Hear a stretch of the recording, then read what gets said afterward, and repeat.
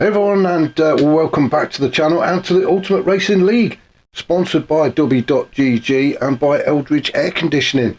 Thank you to those guys for helping us get these races to you this season.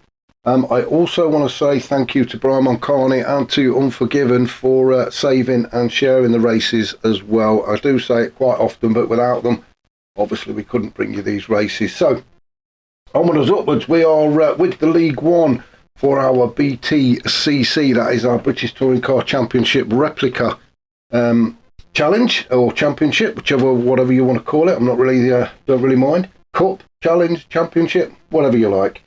As I've already mentioned, we're with the League One guys. We've got 3 15-minute races for you. Rules are just 2 compounds of tyres have to be used, softs and mediums, in any order. You can use 2 sets of softs and mediums. You can use 2 mediums and a softs. Doesn't really matter as long as each compound is used throughout the 3 races. Now for round 4, which is where we're at now, we've come over to Japan, and we are at the Autopolis. I have no idea how you say that. Autopolis. We're going to call it Autopolis. But we're on the short circuit, as you can see looking at the map in the top right. It's 2.9 miles. There's only 12 turns, but pretty technical. So should throw up some interesting races for these guys. So without further ado, no, I was going to bring you the league table, wasn't I? But I haven't got an updated one, so I do apologise for that. So we will do our best to bring you that next week for round 5. Incidentally, next week we'll be at Blue Moon Infield A, so we've got to travel all the way over to the US of A for that. I believe Blue Moon is over there, so we'll get you the league table ready for that. I'm sure Dirk will sort that out for us. He works very hard, so we do forgive him when we don't get these things out on time. So let's crack on with this one, shall we? We'll have a look down the grid now. The grid for race 1 is done by 10 minutes of qualifying, and this is where they all stack up. And as you can see, we've got Neil Farmack has managed to get himself on pole position. Brian Moncani just sitting behind him in 2nd. We've got Woodrow in 3rd. T. Bennett is 4th. Scooby is 5th. Unforgiven is 6th. Stealth is 7th. Brownie is 8th. And we've got a new driver on the grid, and it's great to have him with us. It's Corky. I have actually seen Corky before. I'm pretty sure I've seen Corky before, unless it's a completely different Corky I'm thinking of. But anyway, it's the name rings a bell. But great to have him on the grid anyway, and finds himself down in 9th. He's going to be going around in the Toyota Corolla. Great through the corners, but not that brilliant on a straight line. And with this massive 902 metre straight, then he may just be struggling a little bit unless he can get to the slipstream, but we shall see. Bennett's got the same problem because he's also in the Corolla as well, but we'll see how these guys get on. As you can see, the lights are on. It is a very early morning. It's sunrise, so we're going to have 15 minutes around this track, hoping that the sun hurries up and we can have a bit of daylight racing a little bit later on. But we'll get this race underway, shall we? And we'll just see how these guys crack on. Now, Neil Farmack on pole position. He did get himself on the podium a couple of times last week, so he'll be looking to hold on to that lead and finish on the podium again. Getting a bit of a taste of champagne is Neil Farmack. Brian Moncani just sitting behind him, and then everybody else is going to be bunched up. And who's that's gone off? I think it was Unforgiven actually. Took a very wide line into turn 1. Really tricky turn 1. In fact, let's just go back and have a look, shall we? Turn 1 is a pig, to say the least. It's blind. You don't know where the entry into the turn is. And I'm just going to have a look and make sure he didn't get a little bit of a help. And, well, he may have done. He may have got a bit of a touch there from Stealth in the Ford, but I don't think Stealth could really help that. I think he got a little bit of a touch as well. So, yeah, as to be expected with this kind of close racing, it is all very touchy-feely, especially through the first couple of turns. But poor old Unforgiven and Stealth. Stealth did the right thing. I think he backed off and waited for Unforgiven. Oh, and we've had another couple of cars go off. Well, this is going to get very messy, isn't it? We're just following Corky through. Now then, who else went off? I believe it may have been Scooby. Let's just follow through. No, Corky goes off by himself. Oh, he comes back on. There's not a lot he could do. He was a passenger, actually. And poor old Scooby got clobbered as Corky tried to get back on track.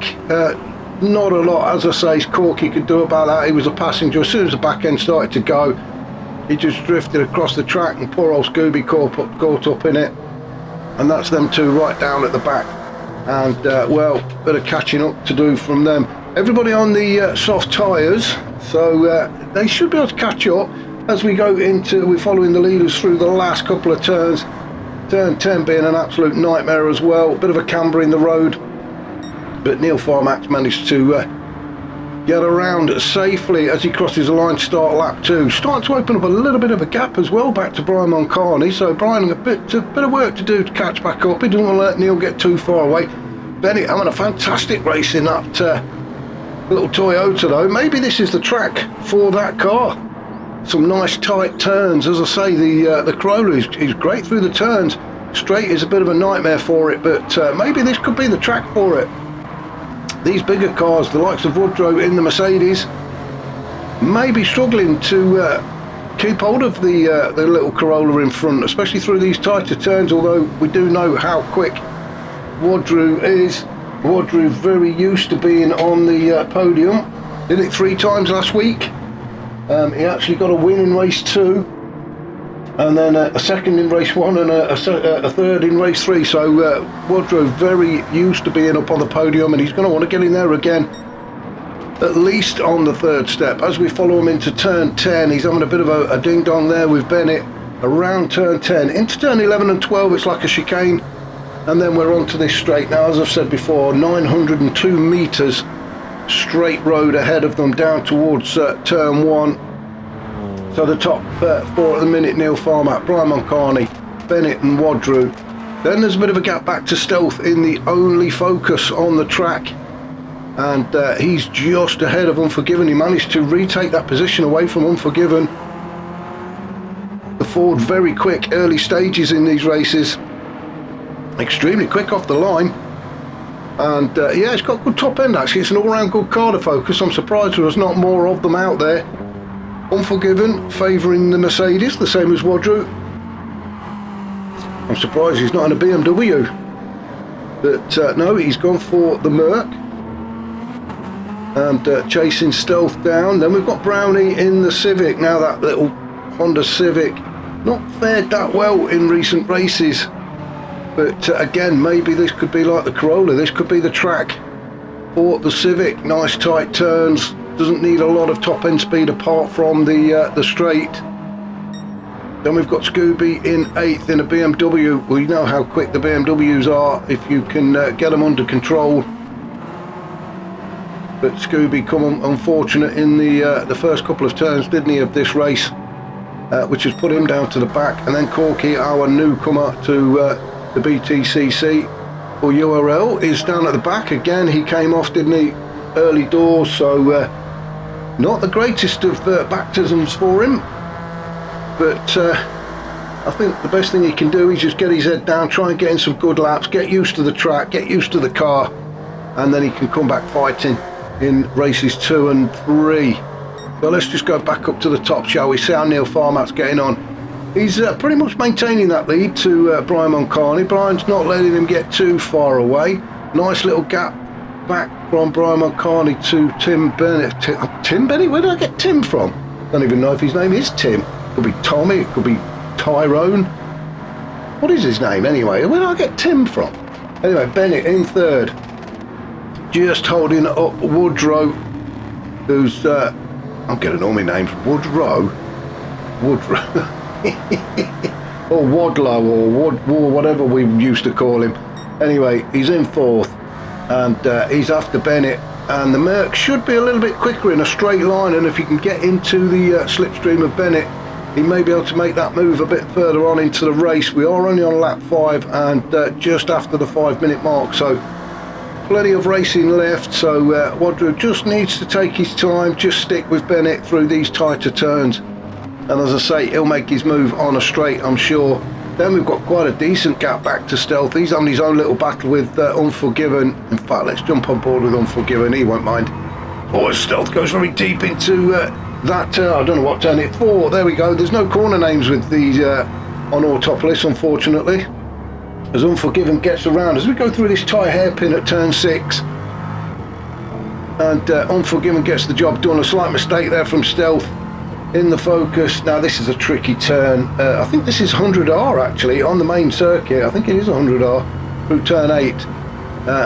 For those that play the game on a regular basis, you will know that just coming up about now is going to be a left-hand turn, but we don't on the short circuit. You go straight on and then you turn right into turn 10 through 11 and 12, and then you're back onto the straight again. So Unforgiven in that Mercedes can get his foot down now and try and get himself a bit of a gap and get away from Stealth, though Stealth sticking with him, staying in the slipstream of that Mercedes. Stealth having a bit of a cheeky look there. He's trying to get himself in the side mirrors of Unforgiven, trying to force a mistake from him. And as you can see, very quick through the turns. He's Stealthy. He had a great turn 1. As we're heading down towards turn 3, and then this is where it starts to get a bit more technical, because you're right, then a left, then a left again, then you're into this right hand hairpin at turn 6. Again, the focus should be a little bit quicker through these turns. He can make a tighter turn, and the acceleration is a lot quicker as well off of the line than the Mert, but top end I think the Mert might just about have it. Scooby down in 7th. He's got those two in sight just ahead of him. So he's doing a good job actually to catch back up, especially after considering he had that spill in the first couple of turns. Brownie in 8th in the Honda. You can see the brake disc glowing red hot as he tries to get that car to slow down through that hairpin. And then Corky battling away down there in 9th, but still going, and that's what we like to see. So back up to the top then, Neil Farmack really commanding this race. He's in full control, isn't he? Nice gap back to Brian Moncani in 2nd. He's not really under any pressure at the minute, just keeps having a quick flick in the mirror. Obviously he can see Wadru chasing him down. Wadru having a bit of a battle with Bennett not giving that place up though, as Wadru takes 4th. Then it's Bennett on the inside, Bennett back into 3rd. It just all comes down to who's on the inside line, and you can see Wadru having to go the long way round now, but Bennett holding on as we go through turn 9, heading down towards this sharp hairpin turn at turn 10, and it is Bennett just in front in that Corolla, holding on. Wadru really putting him under pressure. He is desperate to get onto the podium, isn't he? We are just over halfway. So just approaching the 9 minutes. In fact, we're just a little bit further than halfway, aren't we? And you can see Wadru in the slipstream of Bennett's little car as we get towards turn 1. Is he going to have a look? No, not quite close enough. So having to sit there, but if you can get a good exit out of turn 1, through turn 2, and then get his foot down, but Bennett doing a great job of defending. He's really positioned that car in the middle of the track, so he's just letting Wadru know that if he wants to go up the inside, then he's quick to slam the door on him. So great defending from Bennett, but I bet the sweat is pouring off of him all, and Wadru makes his move. He manages to get onto the inside as they go around turn 6. Great move from Wadru. He was just waiting and waiting and waiting, and then Bennett just left the door open slightly, and Wadru was in there. Fantastic racing from these two guys. Bennett down to 4th now, and looking at chasing and getting that position back from Wadru as we come around turn 10 for the 8th time, and we are just fast approaching the 10-minute mark, so we will have a quick look down the grid. Unforgiven in 5th, opening up a couple of car lengths gap back to Stealth in 6th. Scooby 7th, he's catching up. The gap is getting closer and closer between Scooby and Stealth, so Stealth could be under threat from that BMW within the next lap or two. Brownie down in 8th. I don't think he's going to improve that position unless something happens further up the field. And then Corky down in 9th again. not really going to improve on that position in this race, but we'll come back strong, I'm sure, in races 2 and 3. Back up to Neil Farmack out in front. Well, it's pretty much sewn up for him, isn't it, in the Genesis Coupe. Looking under control is Neil Farmack. Brian Moncani also in the Genesis in second, under no threat. Wadru maybe a little bit late actually for him to mount a challenge, but he'll be happy with that 3rd podium spot, I'm sure. That's if he can get there. Now let's have a look at the time, 11 minutes, so we've got 4 minutes, so maybe there is a bit of time for Wadru. We're never going to write him off, are we? In fact, it does look like he's getting closer and closer to Brian Moncani, and he's put the fastest lap in, a 1:12.5. So let me just see, Brian's doing 1:13s, very consistent from Brian. That is fantastic racing from Brian. Every lap 1:13, apart from lap 1. Neil Farmack, he's in the 12s, same with him, every lap a 1:12.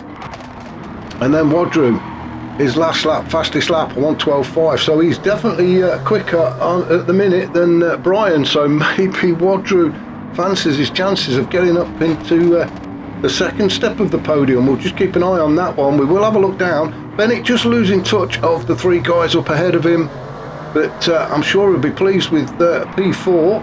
Unforgiven in 5th. Still got Stealth for company. Stealth unable to retake that position. Scooby though, he's soon to be on the back of Stealth and putting him under pressure. We've got 3 minutes of race 1 left. Can Stealth hold on to P6, or is Scooby going to take that away from him? He's coming in very quick, isn't he? That BMW, I think, has just got maybe a little bit more pace than the Focus, especially in a straight line. And if Scooby can get into the slipstream,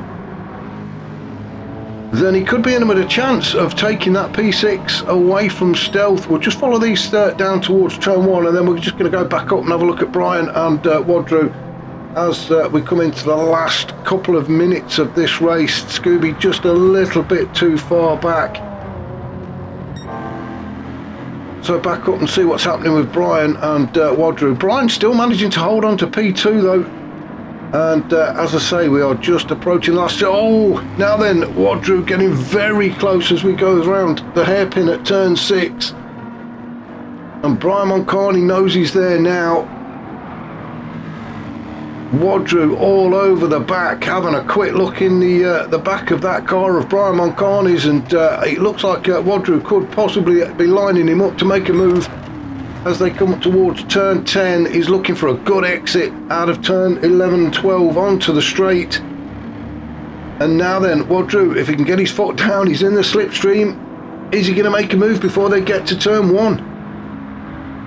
Or has that coupe just got a little bit too much? Brian just seems to be able to pull away from Wadru, so maybe it is just a little bit quicker off the mark and gets a better exit.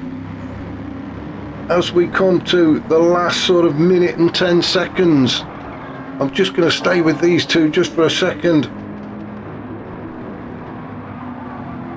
Wadru still holding on to the fastest lap, although Brian has gone purple through this sector. Wadru really applying the pressure on him around turn 6. Oh, Wadru goes all the way around the outside. He's trying to make it very difficult for himself, but he's still going.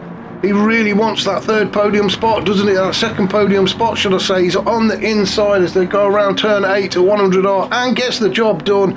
Brian just couldn't do anything about that. Fantastic racing from Wadru.